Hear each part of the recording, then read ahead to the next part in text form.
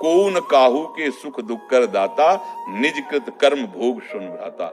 अपने ही कर्म हमको दंड देते, अन्यथा कोई नहीं दे सकता। और ये पक्का विश्वास समझ लो कि एक कटु वचन भी कोई हमें व्यर्थ में नहीं बोल सकता। अगर कटु वचन बोल रहा है तो मुझे सुनना चाहिए। मेरे मन को ठीक करने के लिए जरूरत है उस कटु वचन की, उस तिरस्कार की, उस अपमान की, उस विपत्ति की, उस दुख की। यदि अध्यात्म में चलते हो तो। और लोक में तो जेल भरी है इसी बात की, तुमने एक गाली दी, उसने 4 गाली दी, तुमने थप्पड़ मारा, उसने मार दिया और जाके आजीवन सजा भोगी। ये इसी में जेल भरी हुई। अगर ज्ञान, थोड़ा भी ज्ञान है तो आप इतना समझ लो, आपको एक सुई भी कोई नहीं चुभो सकता।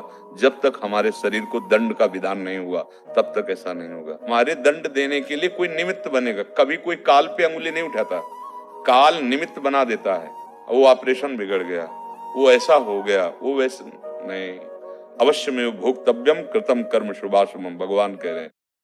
को न काहू के सुख दुख कर दाता, निज कृत कर्म भोग सुन भ्राता। अपने ही कर्म हमको दंड देते, अन्यथा कोई नहीं दे सकता। और ये पक्का विश्वास समझ लो कि एक कटु वचन भी कोई हमें व्यर्थ में नहीं बोल सकता। अगर कटु वचन बोल रहा है तो मुझे सुनना चाहिए। मेरे मन को ठीक करने के लिए जरूरत है उस कटु वचन की, उस तिरस्कार की, उस अपमान की, उस विपत्ति की, उस दुख की। यदि अध्यात्म में चलते हो तो। और लोक में तो जेल भरी है इसी बात की, तुमने एक गाली दी, उसने 4 गाली दी, तुमने थप्पड़ मारा, उसने मार दिया और जाके आजीवन सजा भोगी। ये इसी में जेल भरी हुई। अगर ज्ञान, थोड़ा भी ज्ञान है तो आप इतना समझ लो, आपको एक सुई भी कोई नहीं चुभो सकता।